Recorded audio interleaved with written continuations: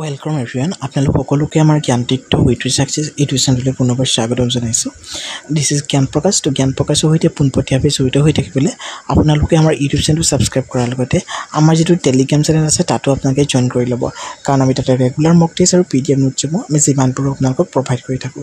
তো এইখিনিতে অলপমান ডাঙৰ এটা বিগ আপডেট বুলিয়ে ক'ব লাগিব, কাৰণ কি হয় আমাৰ অসম চৰকাৰৰ ফালৰ পৰা ইটোৰ পিছত সিটো বা ভাৰত চৰকাৰৰ ফালৰ পৰা ইটোৰ পাছত সিটো আচলতে গভৰ্ণমেণ্ট জবৰ নটিফিকেশ্যনছ আউট হৈ আছে, হয়নে?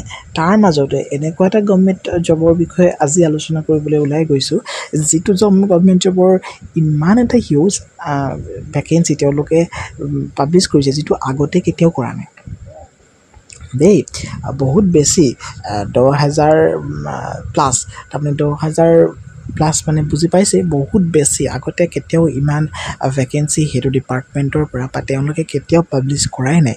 গতিকে এই ক্ষেত্ৰত এইবাৰ এই পষ্টখিনিত এপ্লাই কৰাটো খুবেই গুৰুত্বপূৰ্ণ, হয়নে?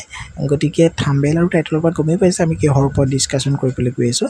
তো ডিটেইলছত আলোচনা কৰোঁ, কিন্তু তাৰ আগতে আমাৰ যিহেতু গুৱাহাটী হাইকোৰ্টৰ এক্সামবিলাক হ'বলৈ গৈ আছে, এই গুৱাহাটী হাইকোৰ্টৰ কাৰণে আমি কিছুমান মক পেপাৰ ৰেডি কৰিছোঁ আমাৰ জ্ঞানতীৰ্থৰ টীমৰ তৰফৰ পৰা। আমি সেইখিনি অলপ চাই লওঁ, ঠিক আছে? এইকেইখন জ্ঞানতীৰ্থ ৱে টু ছাকচেছৰ যিখন মক পেপাৰ ডিটেইলছ আমি ইয়াতে ইনক্লুড কৰি ৰাখিছিলোঁ। দেন হাই কোৱালিটি আমি মক পেপাৰ মানে 99 টকাতে ৰাখিছোঁ। 10খন হাই কোৱালিটি মক পেপাৰ পাব, অন লেটেষ্ট পেটাৰ্ণত আপোনালোকে পাব। ডিজাইন কৰা হৈছে মেক্সিমাম প্ৰেক্টিছ এণ্ড একুৰেচি। গতিকে এই গোটেইখিনি মাত্ৰ 99 টকাত লাভ কৰি আছে। তাতকৈ এটা ভাল খবৰ, আমি এখন মক পেপাৰ ফ্ৰীকৈ দিম। গতিকে 11খন মক পেপাৰ ক'ব লাগিব, এখন ফ্ৰীকৈ আপোনালোকে টেলিগ্ৰাম চেনেলত লাভ কৰি যাব, আৰু বাকী 10খন আপোনালোকে পেইড কৰিলে পাব। বহুতে লৈছে, হয়তো ভালো পাইছে। এতিয়ালৈকে এখন মক পেপাৰ ৰিলিজ কৰা হৈছে, বাকীখন ডে বাই ডে আমি ৰিলিজ কৰি দিম। 15 আগষ্টৰ আগত সম্পূৰ্ণ ছেটটো আপোনালোকে লাভ কৰিব। এতিয়া কথাটো হ'ল কেনেকৈ পে'মেণ্ট কৰিব। পে'মেণ্ট কৰিবৰ কাৰণে আপোনালোকে আমাক এই যিটো মেইল আই ডি, এই মেইল আই ডিটো আপোনালোকে আমাক কণ্টেক্ট কৰিব। মেইল আই ডিটো কণ্টেক্ট কৰাৰ লগে লগে আমি তাতে এখন আপোনালোকে QR কোড দি দিম। QR কোডখন স্কেন কৰি আপোনালোকে স্ক্ৰীনশ্বটটো ল'ব। স্ক্ৰীনশ্বটটো লৈ পিনি পে'মেণ্ট কৰাৰ স্ক্ৰীনশ্বটটো লৈ পিনি আমালৈ পুনৰ মেইল কৰি দিব। আমি সেই মেইল আই ডিতে আপোনালোকক এটা পাছৱৰ্ড দিম। সেই পাছৱৰ্ডটো দি পিনি আপোনালোকে PDFটো খুলিব পাৰিব, আৰু সেই PDFবোৰ আমি টেলিগ্ৰাম চেনেলত এভেইলেবল কৰি থৈছোঁ। এখন মক পেপাৰ দিয়া আছে, আপোনালোকে চাই ল'ব পাৰিব দেই, কিন্তু সেই পাছৱৰ্ডটো আপোনালোকক লাগিব, ঠিক আছে? টেলিগ্ৰাম চেনেলৰ লিংক এইটো, ভিডিঅ'টোৰ ডেছক্ৰিপশ্যনটো টেলিগ্ৰাম চেনেলৰ লিংক থাকিব, আপোনালোকে জইন কৰি ল'ব, ঠিক আছে? এইখিনি আমি টাইম টেবুল এখন ৰাখিছিলোঁ, কিন্তু এক্সপেক্টেড ডেটৰ সৈতে মানে 15 আগষ্টৰ আগতো শেষ হৈ যাব লাগে, ঠিক আছে?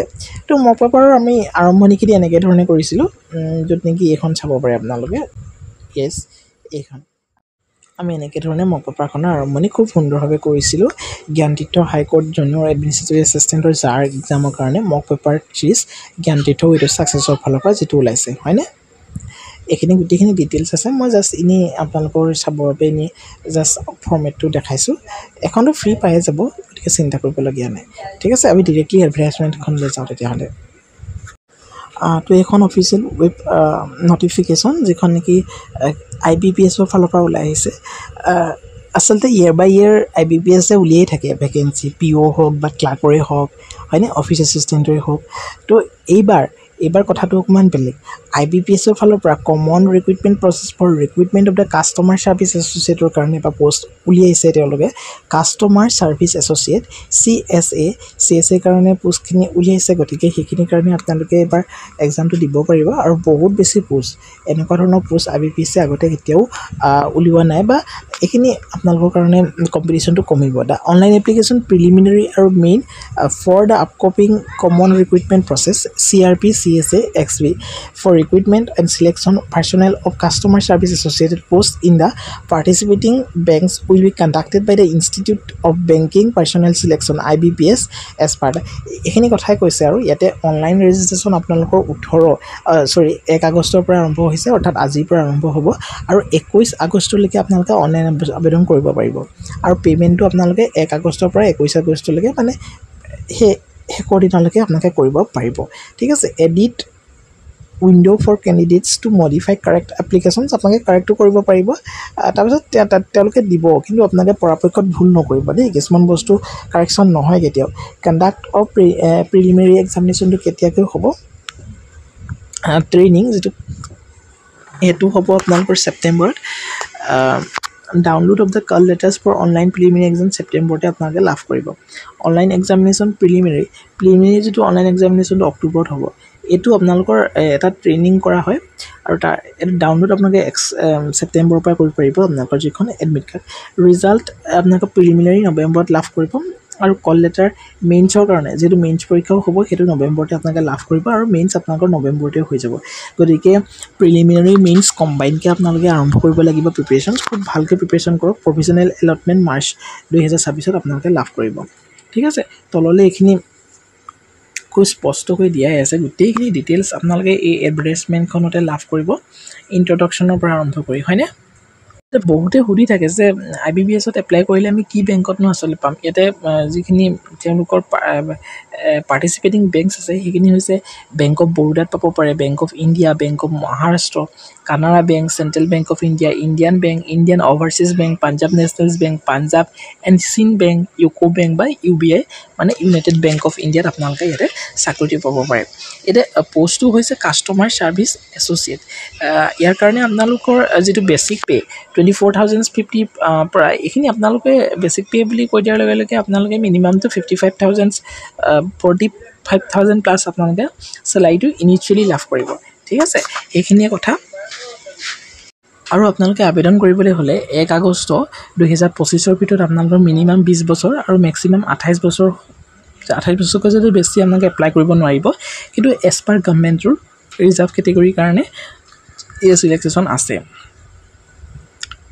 মানে SC বা ST যদি হয় 5 বছৰৰ ছিলেকশ্যন তাৰমানে আপোনালোকে 33 ইয়াৰ্ছলৈকে এপ্লাই কৰিব পাৰিব OBC সকলে 3 বছৰ পাব তাৰমানে 31 লৈকে তেওঁলোকে এপ্লাই কৰিব পাৰিব তেনেকৈ ধৰণে গোটেইখিনিৰ কাৰণে এই ছিলেকশ্যন আছে আপোনালোকে চাই ল'ব নিজৰখিনি চেক কৰি ল'ব ঠিক আছে মই এই অফিচিয়েল যিখন এডভাৰটাইজমেণ্ট মই আপোনালোকৰ তাতে টেলিগ্ৰাম চেনেলত এভেইলেবল কৰি দিম গতিকে এইখিনি আপোনালোকে চাব পাৰে মই জাষ্ট আপোনালোকৰ কাৰণে ইনফৰমেশ্যনৰ কাৰণে ভিডিঅ'টো দিলোঁ আৰু কেনেকৈ ধৰণে মোবাইলতে এপ্লাই কৰিব পাৰিব কেনেকৈ ধৰণে কি কৰিব গোটেইখিনি আমি ডিছকাশ্যন কৰিম আৰু যদি আপোনালোকে এপ্লাই কৰিম বুলি ভাবিছে প্ৰিপেৰেশ্যনৰ কাৰণে এতিয়াৰ পৰা আৰম্ভ কৰক একদম কম্বাইন প্ৰিপেৰেশ্যন কৰক মেইনছ আৰু প্ৰিলিমছৰ কাৰণে কাৰণ ইয়াত কোনো ধৰণৰ হয়তো ইয়াত ইণ্টাৰভিউ নহয় ঠিক আছে আৰু আপোনালোকৰ এডুকেশ্যনৰ কোৱালিফিকেশ্যন যদি আপোনালোকে মিনিমাম গ্ৰেজুৱেশ্যন ডিগ্ৰী লাভ কৰিছে যিকোনো ইউনিভাৰ্চিটিৰ পৰা যিকোনো ষ্ট্ৰীমৰ পৰা আপোনালোকে যদি লাভ কৰিছে graduation degree then you will be eligible for this post আপোনালোকে ইয়াৰ কাৰণে এলিজিবল হ'ব দেই অকল গ্ৰেজুৱেশ্যন BA BSc BCom বা BTech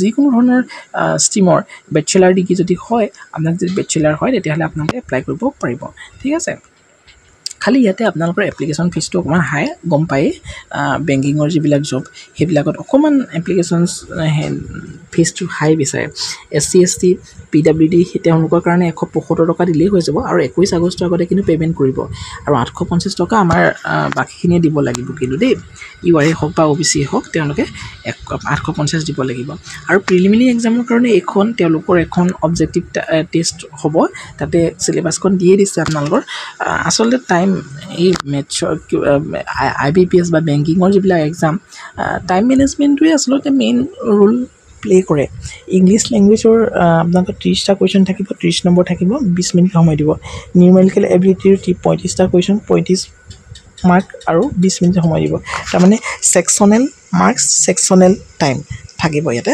প্ৰতিটোতে 20 মিনিট সময় হ'ব ৰিজনিঙত 35টা কুৱেশ্যন আৰু 35 মিনিট 20 মিনিট সময় দিব 35টা কুৱেশ্যন 35 মাৰ্কছ তাৰমানে এটা কুৱেশ্যনত 1 মিনিটকো আপোনালোকে সময় নাপায় তাতো কিমান বেছি আপোনালোকে স্পীডত কৰিব পৰাৰ আপোনালোকৰ এক্সপিৰিয়েঞ্চ লাগিব বা আপোনালোকৰ কৰিব পাৰিব লাগিব হয়নে গতিকে সেইটোৱে আৰু যিমান পাৰে প্ৰিপেৰেশ্যন কৰক যিমান পাৰে এতিয়াৰ পৰা খুব বেছি হাত চলাক আৰু বুজি পাইছে প্ৰেক্টিছ কৰক মেইনছ এক্সামিনেশ্যনতো সেই একেই খালি ইয়াতে আপোনালোকৰ জেনেৰেল এণ্ড ফাইনেন্সিয়েল এৱাৰনেছৰ আহি যায় এই বস্তুটো আপোনালোকে প্ৰিপেৰেশ্যন কৰি দিলে মেইনছৰ কাৰণে আপোনালোকে ফুল্লি প্ৰিপেয়াৰ হৈ যাব বুজি পাইছে ঠিক আছে বাকী ইয়াতে অসমৰ ক্ষেত্ৰত মানে কিছুমান লেংগুৱেজ জানিব লাগিব আমাৰ অসমত এপ্লাই কৰিবলৈ ইংলিছ হিন্দী আছামিজ জানিব লাগিব এইখিনিতো আপোনালোকে জানেই আৰু বিশেষটো ক'বলগীয়া নাই নহয়নে আৰু এই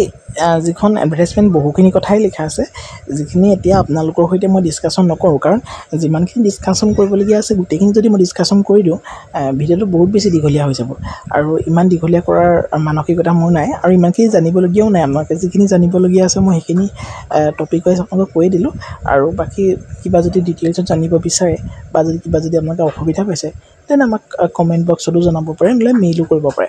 আমি ডেফিনেটলি আপোনালোকক সহায় কৰিবলৈ চেষ্টা কৰিম। আৰু যদি আপোনালোকে মোবাইলতে কেনেকৈ ধৰণে অনলাইন আবেদন কৰিব পাৰে সেই বিষয়ে যদি সুধিব বিচাৰে তেতিয়াহ'লে আপোনালোকে আমাক কমেণ্ট কৰিব পাৰে, ঠিক আছে। আৰু ইয়াতে আপোনালোকে এইখন চাই ল'ব পাৰে, ক'ত কিমান আছে, আমাৰ অসমতনো কিমান আছে সেইখন আপোনালোকে একবাৰ চাই ল'ব পাৰে, কাৰণ আমি অসমৰ কাৰণে এপ্লাই কৰিম নহয়নে, আপোনালোকে অসমৰ কাৰণে এপ্লাই কৰিব, তো অসমৰ কাৰণে এইখিনি আপোনালোকে চাই ল'ব পাৰে, ঠিক আছে। অসমৰ কাৰণে বেংক অফ বৰোদাত আপোনালোকে টোটেল 10টা আছে, বেংক অফ ইণ্ডিয়াত টোটেল 10টা আছে, এনেকৈ ধৰণে অসমৰ কাৰণে আছে। আৰু অসমৰ কাৰণে চেণ্ট্ৰেল বেংক অফ ইণ্ডিয়াত আটাইতকৈ বেছি পোষ্ট আছে, টোটেল 204টা আছে অসমৰ কাৰণে, ঠিক আছে। তো আপোনালোকে এইখিনি এপ্লাই কৰি ল'ব পাৰে। থেংক ইউ ছ' মাছ আপোনালোকে ভিডিঅ'টো ইমান সময় ব্যৱস্থাৰ কাৰণে।